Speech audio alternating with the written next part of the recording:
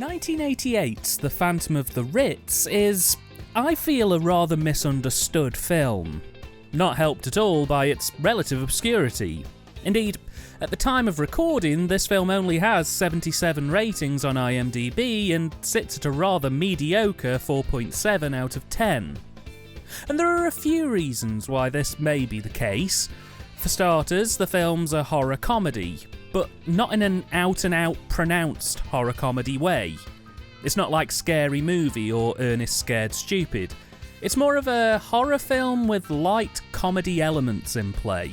And by that I mean that characters are a bit weird or have an ultra-light dusting of humour about them. The way the production's dressed is with a bright and light block colour palette, and for the most part it feels like something aimed at a younger teen horror film audience, which runs at odds with its subject and the darker tones that are present in this film.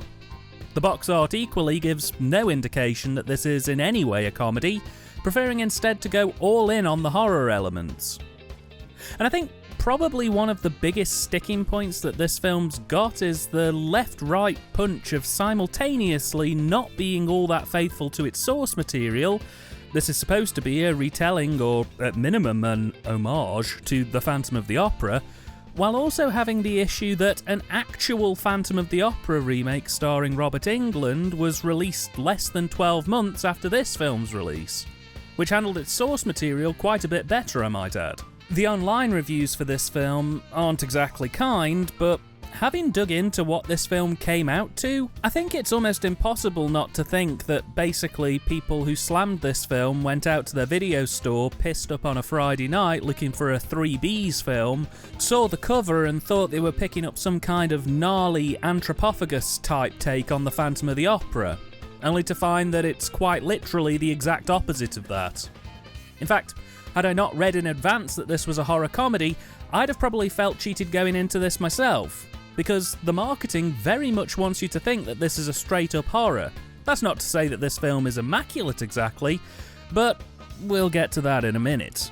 The film borrows very loosely from The Phantom of the Opera, and when I say very loosely, what I mean is that there's a disfigured guy who wears a mask, lives in a theatre and stalks around claiming victims and obsessing over a beautiful woman. Everything else is pretty much its own thing. The film opens in 1955 when a young teenage boy and his brother get caught up in a drag race. They decide to take part for the kicks, but shortly after the race starts, disaster strikes when their dragster flips over and bursts into flames, killing the older brother and heavily disfiguring the younger one. 3 years pass and we meet a random group of horny teens looking to get loaded, or whatever it is that teens did in the 50s. Anyway, they're super bored and decide the best way to get their kicks of an evening is to sneak into the Pussycat Theatre, an art house cinema showing erotic and explicit films. They're of course turned away at the front door, but they manage to sneak in around the back, and while enjoying the movie, they do notice something's not quite right. A very large man is sat in the front row, and when one of the other guests shouts at him for blocking the screen, he stands up, grabs the random customer by the throat, and tosses him.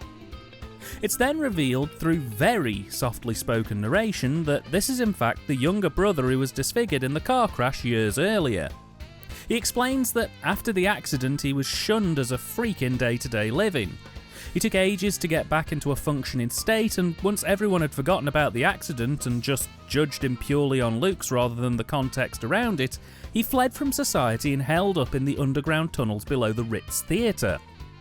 He explains that the place used to be respectful, that he'd sneak up to watch movies to help him escape his continual pain and the judgment of onlookers. But with it changing hands and becoming an art house theatre, he'd lost one of the last pieces of his normality, and this, coupled with a chronic dependency on steroids, which come with a side effect of severe mood swings and anger issues, has led him to occasionally exploding into fits of rage and killing people, mainly homeless people. We then jump forward again to the present day, 1988, and meet Ed and his wife Nancy. Ed's in a bit of a bad place. He feels like he's wasted his life and wants to do something that feels meaningful to him.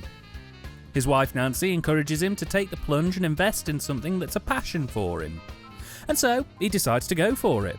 Ed's dream is to open a jumping hot 50s influenced nightclub and theatre for throwback bands to perform on the nightly. Effectively a somewhat more elaborate take on the modern day 80s bar concept. And, after scoping out several properties, he eventually finds the perfect building in the form of the Ritz, which has been abandoned for a few years after the previous owner went to the bathroom and was never seen again. The owner's over-asking on price, but Ed's steadfast, and after some calls they agree to sell it for Ed's price. Though, just as the deal's been done, a previous employee for the theatre comes to warn Ed that the place has something bizarre going on and that if he's smart he'll steer well clear of investing. Around the same time, Ed is also introduced to Detective Inspector Lestrade, who basically comes to wish Ed well. He offers security for the establishment when big parties are underway, and he warns him that there has been trouble in the past that's been plaguing this particular street for decades. Ed brushes this off and thanks the inspector for his time, and renovation works begin. But almost immediately, things don't quite go right.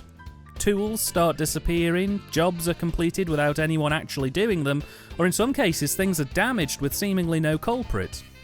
Nancy begins to hear voices in the more rundown parts of the building, but Ed shrugs these off as happenstance and continues on, hiring a no-nonsense bookkeeper who takes not one iota of crap and a security specialist who speaks very eloquently and goes by the name of Marcus. Despite the weirdness, things seem to be pushing ahead nicely. That is until one afternoon when Ed is running auditions for local talent and a local talent agent and a plumber go missing on the theatre grounds.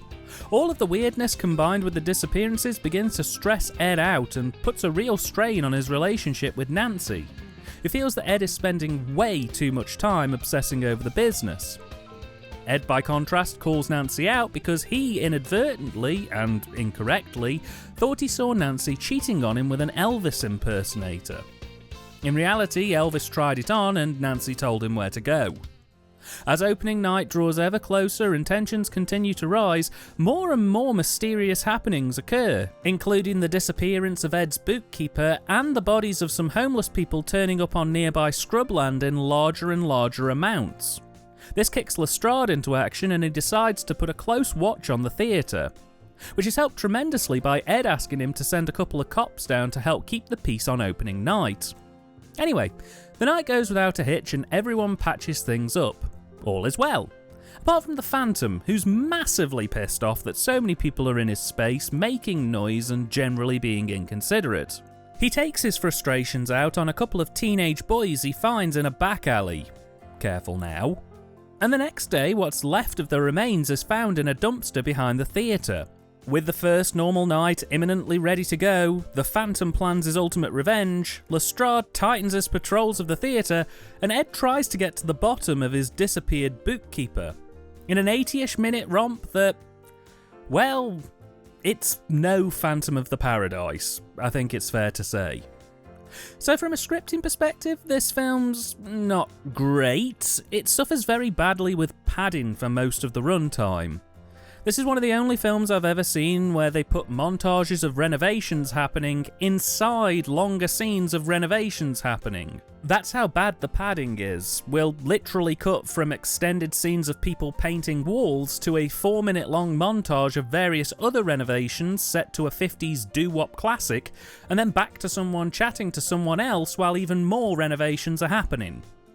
Every single scene without fail runs way longer than it needs to, and quite frequently entire scenes are inserted that add almost nothing to the narrative. Structurally, it's not the best thing either. Pacing issues aside, the Phantom gets almost no time to really do anything meaningful in this film. None of the deaths are shown on screen, and the film gets super bogged down in those second act renovation scenes, to the point that by around the 50-minute mark, not only will you be clock watching, you'll start to wonder if this is literally all the rest of the film is going to be. The B-plots for the film, Lestrade and the random dead homeless people, and also the story of the Phantom, are, to coin a certain British term, piss weak. They never get developed beyond very minor or surface level tweaks to help remind the audience that a police officer and the Phantom are even in the movie. Most of the film is just people stood around talking about opening night or the day-to-day operational works of the theatre, with nothing particularly interesting to say, and if it wasn't for the fact that the characters and the cast within this film are actually pretty charismatic and managed to make the film feel fun, I'd have probably gotten quite bored with it quite quickly. Equally, the film really drops the ball on a couple of moments structurally. The decision to not make opening night the grand finale of this film is something that's still baffling me now. It's an almost too perfect scenario. You make the opening night the night that the Phantom strikes and build up the tensions leading to a grand third act finale. Instead, the opening night goes without a hitch, and then the film kind of meanders for 20 minutes, setting up another night where the Phantom can actually strike properly. It's just bizarre. Why take the wind out of your own sails like that? Equally, the lack of development for the B-plots and the characters meant that I was never really sure about what exactly I should be keeping tabs on. I feel like, had they made more effort to integrate the characters' personalities and the Phantom, it probably would have worked out a lot better and made me feel more invested. Tonally, I quite like the script for this one. It reminds me a bit of the Rick Sloane vehicle Blood Theatre, but somehow even less gory and more gentle in tone. But I need to stress this really isn't anything close to approaching a hidden gem by any stretch. But to me, it kind of felt like when you put something on the TV just so there's some kind of noise going on in the background, but every so often you tune into that noise and kind of stop to take in whatever weirdness is going on. It's inoffensive. I think that's probably the best diplomatic term I would use.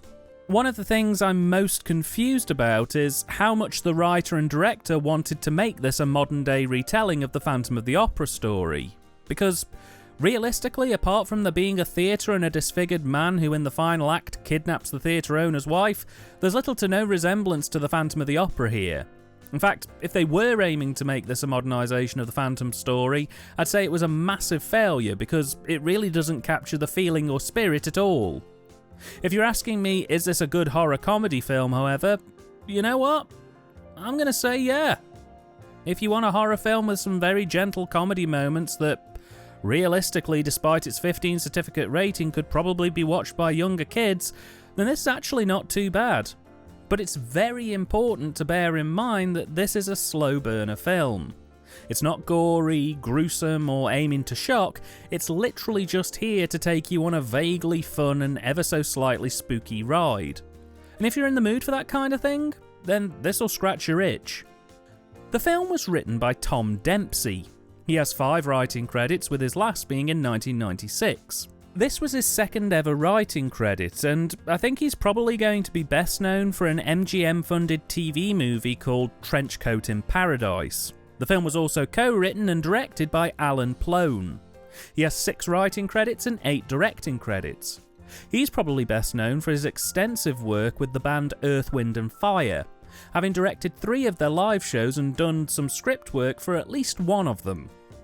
He also directed a semi-obscure horror flick called Night Screams, which apparently isn't too bad either. On the direction front, we have a passable movie, not something that's going to win any awards anytime soon, but it's functional, it just about does the job and isn't too egregious. It takes a more than decent punt at trying to replicate that 1950s aesthetic, and I feel that it really actually does a pretty good job at that. It keeps things fairly small scale, but it does endeavour to put you in that time and space, and I feel like it does it quite successfully. Again though, I really have to pick fault with the way that this film was marketed, because the director, knowing that this isn't supposed to be some kind of harsh exploitation horror flick, has chosen to make the film bright, colourful and for the most part fairly soft and dreamy in appearance. The marketing, however, has gone for all black, dark colours and a real push to make it come across as some kind of slasher, which it most definitely isn't. This is just a quite indistinct but functional production that, with only the occasional exception, really lacks any kind of defining shot or moment for the director to showcase his talent. Don't get me wrong, I'll take functional and occasionally effective over lifeless any day, but it made me feel like the film was rather lacking. Direction of the cast is decent enough, again it just feels a bit lacking to me. Barring specific moments like the opening night, most of the cast don't really utilise the set space that much. It largely just feels like they walk into shot, say what needs to be said, and at most, they might pull up a chair while delivering lines. But that's your top end. The Phantom has almost no real presence. The film implies that he's tall, and they always shoot him from his torso to cut off his head in the frame. But they never bother using low angles to make him look massive. And even worse, they often shoot him fairly wide too, meaning that more often than not, he just looks like an average height fat guy. There was a real opportunity here to use cuts, low angles and close-ups to really help bring the character alive. But instead, not only is he barely even in the movie, he doesn't even look that intimidating when he does turn up. And his face reveal was a totally squandered opportunity. They quite literally just get it over with rather than building up to it. Which, given the script gives us the absolute barest minimum of suspense to hang on to before that face reveal, a total lack of suspense being communicated in the direction where it should really count makes the film drop hard in terms of reasons to keep watching. The cine is, much like the direction, just about passable, but I feel like there's a bit of a misstep between the day shoots and the night stuff. Both look great, but both harshly contrast each other. The daytime stuff looks like your average comedy or kids show. It's all mids and head and shoulder shot reverses with heavy emphasis on soft lighting, block colours, and that ultimately renders a more than decent swathe of the film skidding into soap opera territory. The night shots, by contrast, utilise coloured gels, smoke machines, and even the odd bit of chiaroscuro lighting to create a really moody piece. It's not quite perfect though. Particularly the scenes in the Phantom's lair, which are supposed to give off a moody and grotty candlelit vibe, but realistically just come across as a room lit to be orange. It's functional cine that, again, I can't really grumble about, but it just strikes me as a bit mediocre. And somewhat entertainingly, they really didn't know how to hide the boom mics through this film. Now, I don't know whether this is because the film has been reframed for the 4:3 video release, or if it's just negligence on set, but throughout a more than decent chunk of the runtime, boom mics can be clearly visible at the top or bottom of the frame repeatedly. The director and DOP must have realised that this was a problem because some shots have a weird matte barring at the bottom or top of the frame, where they've stuck something in front of the camera to block out the boom mic in the wider shots. Either way, it made for a more than decent drinking game. Performance-wise, there were two decent performances in this film, and that's Joshua Sussman as the Phantom, who decides to play the character as a bit of a soft-spoken giant. He doesn't get too many scenes to really shine, but in the finale he strikes a very nice complex balance between wanting to be polite, reasonable and kind, while also sternly warning people that he will deal with them if they step out of line. I think he brings a lot to the role, and I honestly think the writing and direction here has let him down. The other person of note is Russell Curry, who plays Marcus. It can be very difficult to play a well-spoken and eloquent character who has to come across as believably knowledgeable, and I feel Curry really manages to get that balance just right. He isn't too overwhelming, he isn't too quiet, he gets the tone of the smart but hard man down pat, and I really quite enjoyed his performance. The rest of the cast aren't awful, but they are a bit unremarkable. Both Peter Bergman and Deborah Van Valkenburg as the main protagonists are totally vanilla. They aren't bad in the roles, and given what they're working with, I can't really see how they could have improved on things, but being stuck with these two normies for most of the runtime when you have a hyper-smart security guard, a no-bull bootkeeper, a detective on the hunt of a serial killer, and a heavily deformed, soft-spoken Phantom who likes nostalgia references, well, it's quite underwhelming that all roads lead back to just two normal people who just aren't that interesting.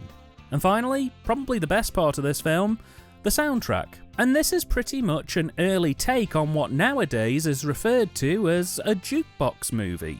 The vast majority of this film is made up of 50s classics. Expect Rockin' Robin, Yakety Yak, and much, much more as the film really revels in that 50s nostalgia, pouring track after track out as much as possible. Even the original compositions are pretty cool, with the opening title theme being very memorable, which actually kinda caught me by surprise. So yeah, it may just be piggybacking off the success of other musicians, but this is actually a pretty solid score for me. Phantom of the Ritz was released on VHS in 1989 by SGE Home Video and Collins Home Video. And, in what will be my last punt at the marketing team, sticking the words Phantom of the Ritz is based on the classic gothic thriller written by Gaston Leroux, The Phantom of the Opera, was probably the stupidest thing they could have done. Because all it ultimately ended up doing was probably pulling in the wrong crowd while simultaneously drawing comparisons to a body of work that is not representative of this film. After the VHS release, it appears to have had a Laserdisc release at some point in 1990, and that's the last anyone ever heard of this movie. No DVD release, no Blu-ray release, nada, nothing. And having sat through this movie now in full, I kind of feel a bit disheartened that this movie has ultimately kind of been forgotten. I mean, it's bad enough that this has been slammed by the majority of online film circles, but given the absolute shite that ends up on DVD these days, the fact that this film can't get a foot in the door astounds me, frankly. It deserves much better than that. That's not to say that this is a particularly great movie, just that much, much worse has gone out before this. With more than passable direction and cine, some interesting characters and a solid soundtrack, while the script is way overstuffed and structurally problematic, I still think this film deserves to see the light of day. As a Phantom of the Opera movie, it's awful, but as just a gentle horror in its own right, you could probably do far worse. If you're looking for a modernisation of the Phantom story, you won't find it here. I personally would point you towards Phantom of the Paradise. But if you're looking for something to kill 80 minutes, I'd say this was worth a punt. It's not essential, but it's definitely watchable.